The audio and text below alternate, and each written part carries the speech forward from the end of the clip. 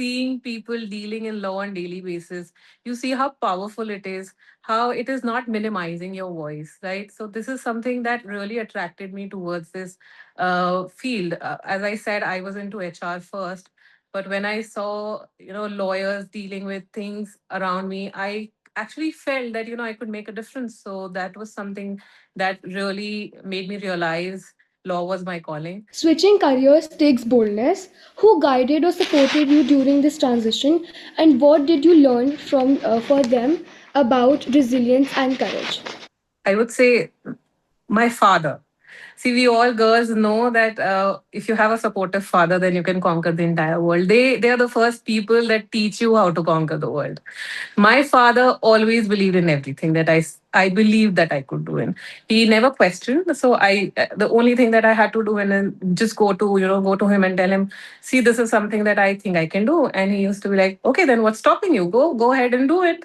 So I think my father, he's not with us anymore, but he has always been my backbone. He has always believed in me. So he's going to be the first person. I think second in line is going to be my husband. As I said, I married an advocate. I saw him doing stuff that actually made me believe that I could do as well. And there have been times that I've doubted myself when I felt no. See, I cannot do this. I am feeling down. I'm feeling discouraged. I feel this is a more man-led profession. But he's been one person who's always told me, no, you can do it. And he's not let me give up. So I think second in line is going to be my husband. In your years of legal practice, what patterns have you observed in cases involving women, and what do those patterns reveal about societal attitudes in India? I think the most common factor that I observed was hesitation. Right, the women really hesitate. They minimize their suffering a lot. They doubt a lot. They basically doubt that people will believe them or not. So that is something that actually obstructs and stands as a wall between women and justice. So, and both, honestly, it just reveals that how restricted our society is, though it is learning and it is changing slowly. But I think it's the restriction from the society's side that is causing this hesitation and doubt in women. So this is one pattern that I have noticed a lot. Bias is often silent rather than loud. What subtle forms of gender bias have you seen in legal settings, and how can young people learn to recognize and challenge these biases? I'll say that biases are not direct. They're very rarely direct. So you just, feel it in the tone and the way people perceive you, the way you get interrupted, the way your emotions are invalidated. So these are very indirect. They're not very direct in the field. And I think recognition starts with awareness. It starts with speaking up. So when you don't let people's way of handling you put you down and you stand strong against us, then it's like an invisible voice that you're putting forward that no, listen, this is not going to defeat me, this is not going to stop me, right? So being aware and not letting people's way of treating you stop you is something that's going to help. When you represent a woman who feels unheard or intimidated, how do you ensure that her voice, perspective, and truth are fully honored in legal proceedings? I think the best thing you can do to a woman who's already going through a lot and has actually stepped up and shown the courage to find justice in the society is by just listening to her without judgment. Just presenting her story with clarity when you're standing in the court. You're ensuring her version is not overshadowed by noise, pressure, and the stereotypes that we're facing on the daily basis. So, as an advocate, I feel my job is to make sure her truth stands firm, in the record. So, just by listening and presenting it the way she wants so that she gains the confidence is, I think, something that will fully honor a woman's voice in legal proceedings. Okay, from your real experiences in the courtroom, could you share an anonymized case where legal awareness empowered a woman to reclaim her independence or dignity? something that I have on the top of my head is a woman that was really suffering, had actually suffered for more than a decade with domestic violence. And the fact when I sat with her and I spoke to her, the entire idea that she carried in her head was like, ye to hota hai, this is normal. A husband is going to do this to you, and husbands do this to their women very often, so this is something very normal, ye to hota hai, iske liye koi ghar kyun kharab karta hai. So the fact that she was not even aware of her legal rights was something that moved me in a way, that I felt so many women are just accepting so many things because they're not aware of their rights. So, once she understood that, she can be protected and law protects her in this situation, she actually found strength to step out of the situation. She actually stood for herself. And I think, again, as I said in the last question, that awareness is something that changes everything. So there are a lot of women who are not aware of their rights, and they need to be educated about this. So, for the students and young listeners today, what is one habit for discipline, one skill for effective communication, and one value for integrity that they should begin practicing now if they wish to enter the legal world? I think a habit that would really help somebody in the legal world is being consistent. Like, you show up even on the days that you don't feel like. As I said, I was demotivated. I used to be consistent. I stayed consistent, and that's what have helped me a lot. Other skill I would say is clear communication. And if you are a good reader, because once you get into the profession, you would probably be reading files that are 600-700 pages. I'm sure Arohi, you know it. So if you have, like, you love reading, as I myself have been reading novels since I was in class 10th. So I've had the habit of reading really thick novels, and now that's helping me a lot. So you have to be a good reader, and also have to have clarity, clear communication. So this is going to help reduce the complexity. And with for value and keeping women as the center of this, I would say integrity, because your reputation will be your greatest strength in this field. So integrity is going to be the value. Many young women today struggle with balancing ambition and societal expectations. In your journey, how did you negotiate the pressure to fit into traditional roles while still pursuing your professional identity? As I said, a lot depends on the environment that you're living in. A lot depends on people that you're living with. So if you have a very supportive structure around you, then there is nothing that can stop you from budding. So obviously, having people around you that believe in you, that believe in your dream, and on top of it, you being somebody who believes in yourself and your dream the most, can do anything. Even if if I say, even if you do not have people around you, even if you do not have a structure around you that supports you, you have to be your own support. You have to believe in yourself. You have to believe that you can do it, and then everything falls into place. I feel that women is the most strongest human beings. They can fit into any role. They can balance hardest of the lives. They can balance between hardest of the roles of their lives and still, flourish and nourish. So I think believing in yourself is the first step, and then building a structure around you that supports your dreams is what going to help the most. That's absolutely true. Women are the strongest person on this planet, of course. Ma'am, every career has moments of self doubt.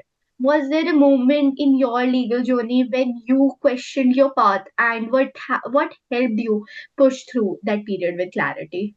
Definitely. In the beginning, when you have to stand in front of the judge, and you have to stand on the dais, and you have to make sure that you have so much of responsibility on your shoulders, because you're not representing yourself, you're representing somebody else, and it's their story that you have to put there with clarity, to the point, and you cannot mess this up. So when in initial like 2 3 experiences, I felt nervous. Being a human, of course, I felt nervous. I doubted if I can do this or not. And there have been times that I have, I've sat with my husband and I said, no, I think I cannot do this. So uh, the only thing that I at that moment was made realize, and then when I thought about it, was if I am not going to believe in myself, if I am not going to support myself, then I will not be able to flourish, not just in this field but in any field, because every field comes with its own challenges. So I think just being consistent, being a little stubborn, and being firm with yourself that, see, there's no other way around. You have to do this today, tomorrow, and day after.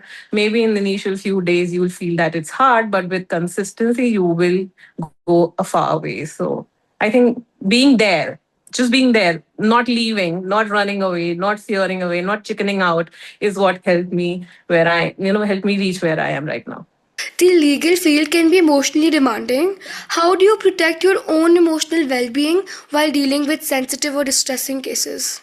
Right. It can be very, very emotionally demanding. There are cases when you hear about them, you start to think as a human first and an advocate later, right? There are situations where uh, your conscience just shakes you up. But there was this saying that my father once said when I was discussing a case with him where I felt, this is something my conscience is not allowing me to fight. So he was like, he just said that घोड़ा घास से दोस्ती करेगा तो खाएगा क्या. So he was like, when you were going there, do your duty. So if you are going to do your duty, then you have to keep your conscious side, because there are going to be a lot of moments in your career where your conscious is going to come in conflict with your duty. So your conscious should come second to what your duty is. So I think I just stick to it every time. I have this emotional moment where I feel कि नहीं हो पाएगा, या this is my conscience is not allowing me. Then I realize no, the duty comes first. Law is often seen as a fight for justice, so, but it's not. It's also a fight for humanity. What is one case or experience that fundamentally changed your understanding of justice? I'll not name people, all right, but there was this case where we were very well aware that the person has not committed what they have been accused of, and every evidence, everything said that very loudly, all right. As a person, when you're reading a case, as a person, you can make out with the scenario that this person been framed wrongly and they've not done it, but then there are not evidences, enough evidences that are supporting his case. So that is when, this was very early in my profession also, when conscious and duty used to come into clash. So I was like, this is wrong, this is wrong, this is wrong, we know this person has not done it, this is being wrong, and but we do not have enough evidence to stand in front of the judge and prove it. So that is when it actually changed my entire perception about this, this career, this profession. So it is very important that, along with being right, you should have evidences supporting you if you are seeking justice. It just do not come as a gift. You have to prove yourself right. So this is something that really changed my notion about this profession. Earlier I used to be like, it's not about common sense, or you just stand there and you speak common sense and the person sitting in front of you would buy it. It has to be supported with concrete evidence. So that is something, I changed my perspective about this profession, where I felt that justice doesn't come for free. It has a very big price to pay. Young students often see law as intimidating because of its complexity. What would you say to a student who is curious about law but fears they might not be confident enough for courtroom spaces? It happens to best of us. It happens to students who've just come out of college and people like us who have joined law at the age of like 26, 27. So it happens to the best of us. And I would always suggest somebody who's getting into law and who feel that advocates are intimidating would be that it's not the person that's intimidating you, it's the power that they hold. And if you want to experience that power, and if you too want to feel that powerful, and you too want to come forward as that powerful person, then this is the field for you. Like, You have to be confident, and all of this comes with experience. Obviously, the starting few years are going to be your path towards being that confident advocate, but you learn on the way to that. You gain confidence, so it happens to the best of us. And don't let just this stop you from pursuing your dream. You will learn it and you will get better. Absolutely true that women often carry invisible labor, emotional, mental, and domestic, alongside their professional roles. How do you manage this unseen workload, and what advice would you give young girls about setting boundaries early in life? Something that I strongly feel is people are burdened with the idea that they have to manage it. No, you don't have to manage it. There's no rule that you have to manage it. You just have to take it one at a time, because if you're going to get into something head on thinking no, I have to manage it, and what if you're not able to manage it? This is life. Things come, you experience, some you let pass, some you learn from, some you manage. But entirely getting into something thinking that I have to tackle with this is going to stress you out so much. So I feel taking one day at a time, taking one emotion at a time. You are able to handle it, well and good. If you're not able to handle it, just take it like a ball and toss it back. Forget about it, because one experience, one emotion, one tragedy, one moment doesn't define your life. So don't get into something with the idea, no, I have to tackle this. No, you don't have to tackle anything. You have to live it. Okay, ma'am. So we now open the space to the audience. If anyone would like to ask Advocate Saloni ma'am a question, please raise your hand. Ma'am, Ridhima Agarwal is not able to open the mic. She's asking this question. Ma'am, what is one simple legal right that every woman, regardless of their age or background, should know today, and but many still aren't aware of? In terms of what? There are so many legal rights. Is there any specific right that she wants to know, or in general? In general. I think in general, it's not just a legal right, but it's a right of a human being, and that is having a voice. I think women just minimize their suffering. They do not speak up. A woman has not just legally, but by birth has a right of voice. And when you exercise it, you flourish in every field of your life. It's not just legal. So once you just stand up and talk confidently, it's not just that justice is served to you, everything comes on a platter. So if a woman stops minimizing her suffering, if a woman stops being quiet about everything wrong that is happening to them, everything becomes easier. So in legal, go stand up and speak. That's your right. That was great. It was an amazing session. Thank you so much for your wisdom, honesty, and clarity. We are truly honored to have you hosted for Voice of India and grateful for the perspective and inspiration you've shared with us today. Thank you so much, ma'am. Thank you for having me. It was very nice sharing my experiences and what I feel with you, young minds.